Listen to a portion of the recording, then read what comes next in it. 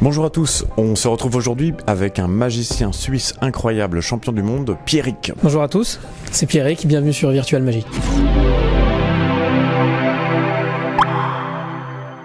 Coucou Pierrick, écoute, ça me fait plaisir de te revoir, on s'était déjà vu en 2009 à Avignon, j'avais fait une interview de toi qui n'a jamais été publiée. Vilain. Pour ceux qui ne te connaissent pas, déjà parle-nous de toi. Comment tu as débuté la magie, à quel âge, on veut tout savoir. De manière assez classique, j'ai commencé par le théâtre étant gamin, et puis après j'ai découvert les magiciens sur des bateaux de croisière en fait. C'est vrai que c'était un peu un des seuls endroits qui restent encore maintenant où on peut voir du musical, c'est-à-dire plusieurs numéros courts les uns derrière les autres. Et puis il n'y avait pas que les magiciens d'ailleurs, c'était aussi... Sur le lac Léman ou dans les Caraïbes? Non. Non, sur la Clément ça aurait été un peu court. Ouais. Non, sur la Méditerranée, comme ça. Puis aussi les ombres chinoises, le présentateur qui faisait du stand-up, enfin tout cet univers-là comme ça. Alors je refaisais tout ça une fois arrivé dans la cabine, je refaisais les ombres chinoises, les pliages de papier. Voilà. Avec quel âge à peu près là? Je crois que 5-6 ans, voilà, quelque chose comme ça. Mais c'est comme ça que j'ai découvert, mais après, ça a été plus tard. J'ai commencé la magie plus sérieusement vers 12 ans. Et ensuite, est-ce que tu t'es orienté vers un club de magie, vers des boutiques? Quelle était ta progression en magie? Le premier, c'était le congrès de Pavel, qui l'organisait à Genève. Et puis, c'est un des premiers congrès que j'avais fait, et je me suis inscrit au concours, en fait. T'avais quel âge? 14 ans? Peut-être 14 ou 15, voilà. Et là, tu travaillais tout seul et tu t'inscris? 14. Oui, voilà, mais quand t'es gamin, tu penses pas. T'as pas le trac, t'y vas, et puis voilà. Ouais, je pense que j'avais 13 ou 14 ans. Ouais. Et alors, c'est quel résultat? J'avais gagné. Quand même, déjà. Enfin, ils ont inventé un truc parce qu'il n'y avait pas la catégorie junior, donc ils avaient le premier prix junior. Catégorie inconscient. Voilà, exactement, voilà.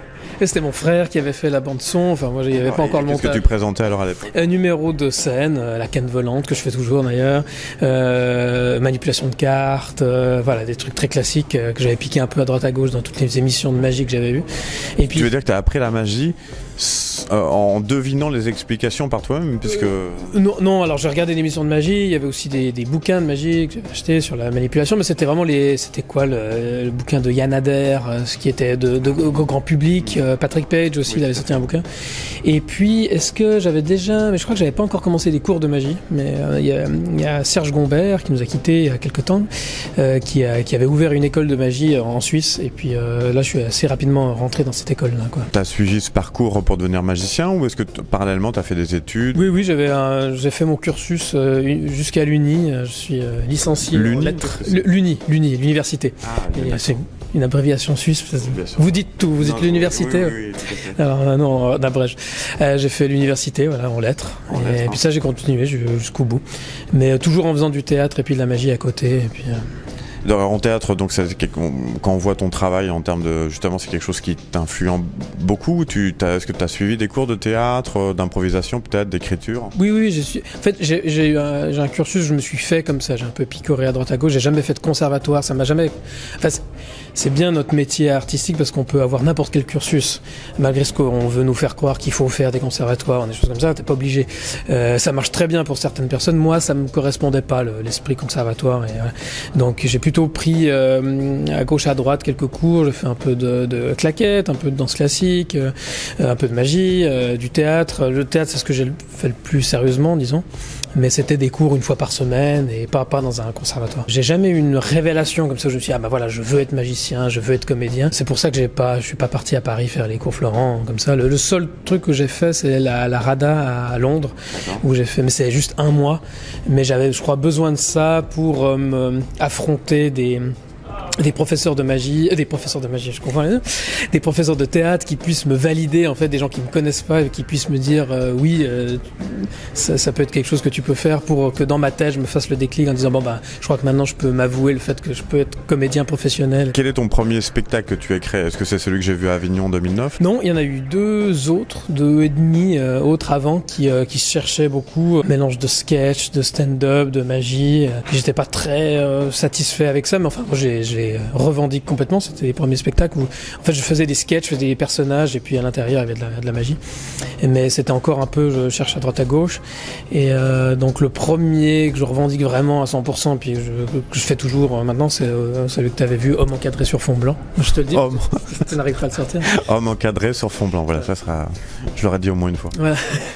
Alors donc, pour ceux qui ne l'auraient pas vu, est-ce que tu peux nous faire un pitch en une phrase ou deux de ce qui se passe dans ce spectacle? Ouais, c'est simple, c'est un type qui est enfermé sur scène et dans le temps, en fait. Donc il peut pas sortir, il est dans une boîte blanche, il y a une porte à gauche, une porte à droite, mais elle s'ouvre pas. Et puis en plus de ça, il doit revivre, comme le jour de la marmotte, il revit la même chose. Et puis pendant 1 heure, 1h15, il essaye de trouver des solutions pour s'en sortir. C'est voilà, la situation de base, quoi. Je t'ai aussi découvert à la FISM Stockholm, c'était pas ça, où tu t'es présenté en tant qu'en invention, tu nous avais présenté la pomme qui se transforme en poire, quelque chose, enfin des trucs incroyables, et tu as eu déjà un prix, je crois. Oui, j'ai eu prix d'invention, ouais, exactement. En même temps que Mathieu Biche. Voilà. Ça ressortait les deux du double fond un peu, donc c'était un peu tu es passé par après, parce que là on a sauté un peu en avant. Dans l'école de magie en Suisse de Serge Gombert s'était arrêté, donc c'était bien parce que ça m'a forcé à devoir chercher d'autres personnes, et puis c'est là que j'ai rencontré Jean-Pierre Crispon au double fond. Enfin, on m'a fait rencontrer Jean-Pierre Crispon au double fond, et puis c'est devenu mon premier prof de magie. Qu'est-ce qui t'a poussé à refaire cette expérience et cette fois-ci te présenter avec un numéro de scène, hein? Notre ami est champion du monde de magie, qu'il a gagné à Rimini en Italie il y a maintenant 2 ans. Et tu es champion du monde en version ce qu'il appelle close-up. Mais c'est un numéro de salon, voilà, mais qui est présentable tout à fait sur scène si vous voulez l'engager. Voilà, exactement. Oui, en fait, j'ai fait un va-et-vient. J'ai fait beaucoup de concours en magie. J'avais été champion de France d'ailleurs. Quelle année et où? Il faudrait. Ça t'a marqué? Non, c'était la Baule. Non, parce que j'en ai fait plusieurs. J'avais commencé par Aix-les-Bains et à la Baule, là, j'étais champion de France. Comme je suis suisse-français, je ne suis pas que suisse. Ah oui? Ouais. Comment ça se fait? J'ai la double nationalité. Ma mère est française, voilà, exactement. J'étais champion de France là, et puis donc j'ai fait pas mal de concours, et à un moment donné j'en ai eu marre, donc j'ai eu besoin d'arrêter, de sortir un peu du monde de la magie pour créer un encadré sur fond blanc. Et puis finalement, le monde de la magie a aussi évolué, donc finalement c'est les magiciens qui sont revenus voir Homme encadré sur fond blanc. Alors, je pensais que c'était quelque chose qui allait vraiment dans une autre direction. À Avignon, j'ai eu pas mal de magiciens qui venaient voir, puis ça me faisait plaisir de voir les collègues qui s'intéressaient à ce type de spectacle. Puis du coup, je suis retourné dans le monde de la magie, voilà. Mais j'avais eu besoin de faire cette parenthèse-là. Et puis le numéro de concours de la FISM, c'était un peu le chemin à l'envers, c'est-à-dire que normalement on part d'un numéro de 10 minutes et puis on essaye de faire un one-man show d'1 heure. Et puis là, j'avais déjà mon spectacle d'1 heure. Puis je me suis dit, tiens, est-ce que j'arrive à prendre le même personnage, un peu la même situation, enfin ce qui me plaît, puis de le réduire à 10 minutes, à 8 minutes. Et donc c'est ça qui s'est passé. Puis j'avais des anciennes idées de tours que je voulais réaliser. Puis pour moi, les concours, ça a toujours été un peu l'occasion de finaliser des choses qu'on a un peu en tête. Voilà, exactement, un challenge et puis une deadline. Utiliser challenge et deadline, un défi et une date butoir. Exactement, c'est bien. Je fais la chasse aux anglicismes sur VM, donc ça fait plaisir. Alors ici, on est à The Session, à Londres, congrès organisé par Joe Sadjay et son comparse Andy Galwin. Qu'est-ce que tu vas nous présenter en fait ici? Qu'est-ce qu'on va voir? Ce principe de talk comme ça, donc des petites sessions courtes. Donc c'est intéressant. Là, ce matin, j'ai pris des extraits de ma conférence que j'ai remis un petit peu en parlant de la FISM et de mon expérience à la FISM. Et puis là, ça sera un autre extrait sur les pièces, parce que ça sera plus précisément avec Ponta Smith et puis d'autres. On va parler de pièces, et je vais parler de trucs qui m'intéressent, c'est-à-dire plutôt de développer un mouvement technique. On part d'un mouvement qu'on a du corps, et de regarder quelle technique on peut cacher grâce à ce mouvement-là.